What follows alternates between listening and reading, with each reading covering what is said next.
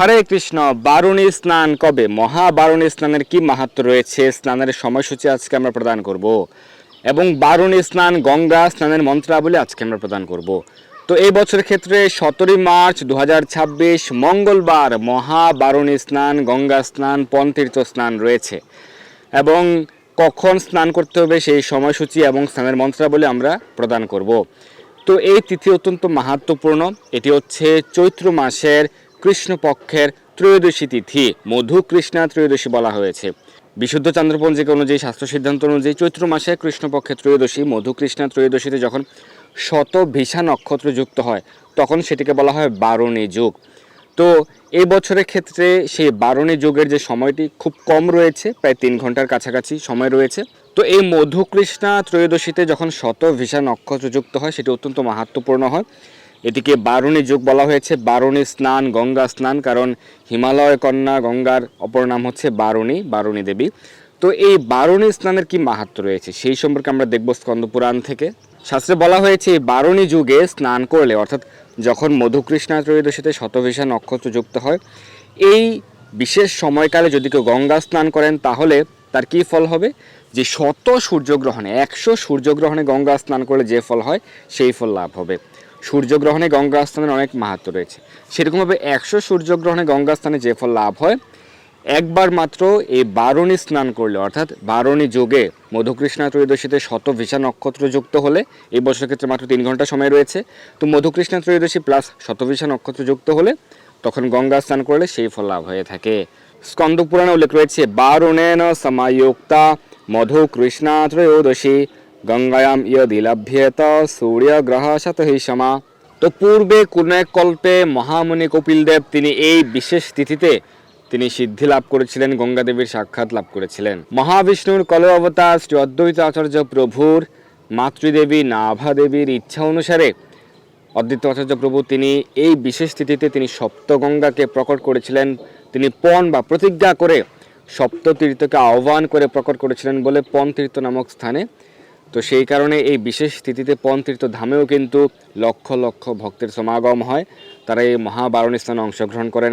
এছাড়াও যে সকল স্থান দিয়ে গঙ্গা প্রবাহিত হয়েছে সেই সকল স্থানের লক্ষ লক্ষ কোটি ভক্তবৃন্দ এই বিশেষ তিথি যুগে মহাবারুণী স্থানে গঙ্গা স্থানে অংশগ্রহণ করেন। এছাড়াও আপনারা যে কোনো পবিত্র নদীতে স্নান করতে পারেন অথবা যে কোনো পুষ্করণী পুকুরে, সেটা সম্ভব না হলে বাড়িতেই স্নানাগারে 3 বার গঙ্গা গঙ্গা গঙ্গা উচ্চারণ করে এবং আমাদের স্নানের মন্ত্রাবলী উচ্চারণ করে আপনারা বাড়িতে স্নান করতে পারেন।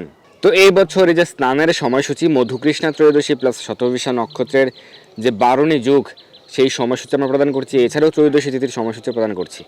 ত্রয়োদশী তিথিতে আপনারা স্নান করতে পারেন, কিন্তু সবথেকে ভালো হচ্ছে মধুকৃষ্ণা ত্রয়োদশী প্লাস শতভিষা নক্ষত্র যখন দুটির সংমিশ্রণ হয়, মধুকৃষ্ণা ত্রয়োদশী প্লাস শতভিষা নক্ষত্র যুক্ত হয়, সেটি মহাবারুণী যুগ।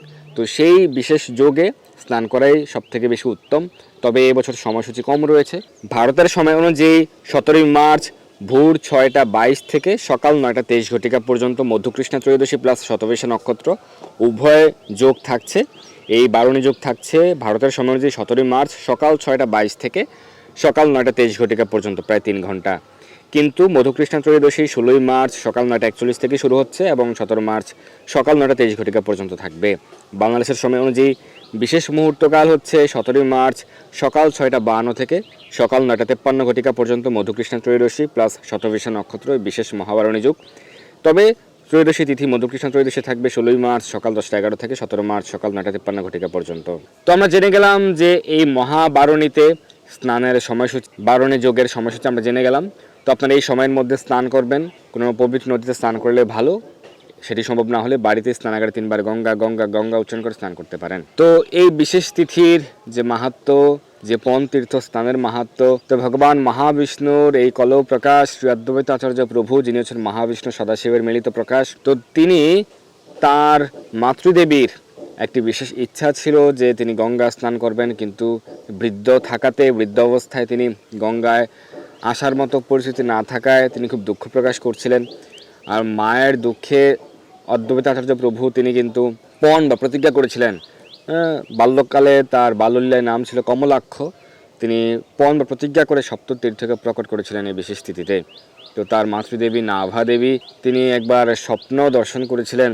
তিনি তার শিশুকে নিয়ে, কমলাক্ষকে নিয়ে রাতে যখন শয়ন করেছিলেন, অষ্টম বর্ষীয় পুত্র, তার পুত্রের বয়স মাত্র 8 বছর, তিনি স্বপ্ন দর্শন করছিলেন যে তিনি গঙ্গা স্নান করছেন, ভগবানের পাদোদক চরণামৃত গ্রহণ করছেন, আর তার যে ক্রোড়ের, তার কোলের শিশুটি হচ্ছে শঙ্খচক্র গদা পদ্মধারী মহাবিষ্ণু, এবং তার আলোকে চারদিক উদ্ভাসিত হয়েছে, তার দিব্য আলোকে, এবং সেটি তিনি দর্শন করে তিনি তার নিদ্রা থেকে তিনি জাগরিত হলেন, এবং তিনি ভাবছেন যে আমি কি দেখলাম।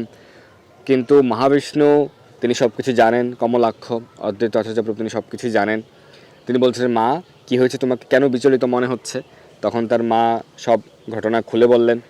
তখন তিনি প্রতিজ্ঞা করলেন যে তিনি এই বিশেষ তিথিতে সপ্ততীর্থকে প্রকট করবেন, এবং তিনি সপ্ততীর্থকে আহ্বান করেছিলেন। এই চৈত্র মাসে কৃষ্ণপক্ষে ত্রয়োদশীতে মধুকৃষ্ণা ত্রয়োদশী যখন শতভিষা নক্ষত্র যুক্ত হয়েছিল, তখন সপ্ততীর্থকে তিনি এনে স্থাপন করেছিলেন পঞ্চতীর্থ ধামে। সপ্ততীর্থ আনি হেতায় করিম স্থাপন।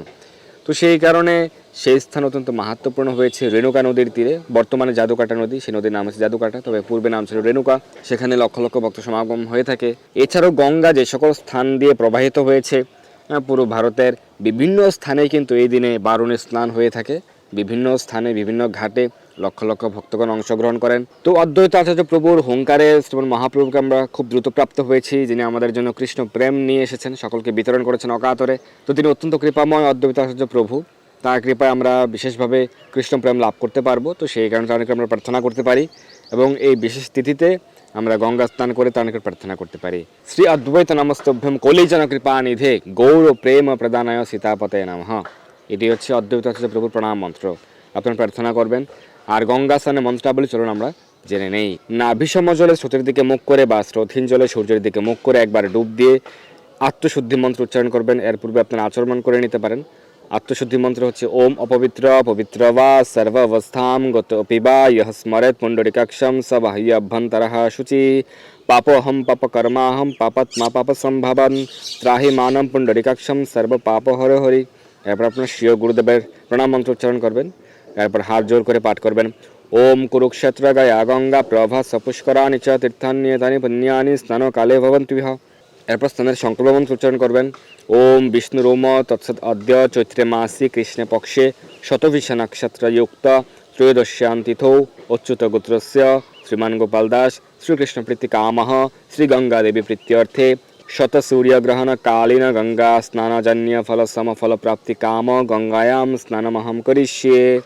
আমি আমার নাম গোত্র উচ্চারণ করেছি এই মন্ত্রে, আপনারা আপনাদের নাম গোত্র উচ্চারণ করবেন।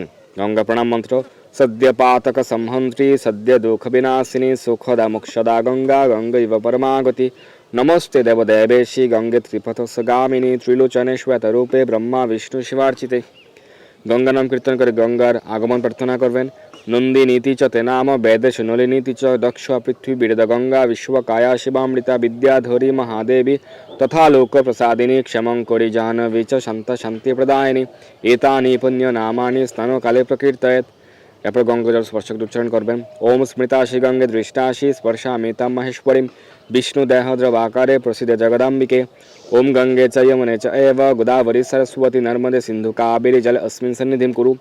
সেই সপ্তগঙ্গা সপ্ততীর্থ হচ্ছে এই গঙ্গা, যমুনা, গোদাবরী, সরস্বতী, নর্মদা, সিন্ধু এবং কাবেরী। এরপর স্নান মন্ত্র হচ্ছে ওম বিষ্ণুপাদ প্রসূতাসি বৈষ্ণবী বিষ্ণুদেবতা ত্রহীনস্তুবেন সহ তস্মাৎ আজন্ম মরণান্তরিকাত। এরপর ওম নারায়ণ নমঃ বলে 4 বার মাথায় জল নিয়ে শ্রীকৃষ্ণ চরণ স্মরণ করে স্নান করবেন। তো এই হচ্ছে স্নানের মন্ত্রাবলী। আজকে আমরা এই বারুণী স্নানের মাহাত্ম্য সম্পর্কে জানলাম। কোন দিন বারুণী স্নান করতে হবে, কখন স্নান করতে হবে, স্নানের সময়সূচি এবং স্নানের মন্ত্রাবলী আজকে আমরা জেনে গেলাম। তো আপনারা 17ই মার্চ 2026 মঙ্গলবার এই সুযোগটি গ্রহণ করুন, মহাবারুণী স্নানে অংশগ্রহণ করুন। সকলের জয় হোক। ধন্যবাদ সবাইকে। হরে কৃষ্ণা।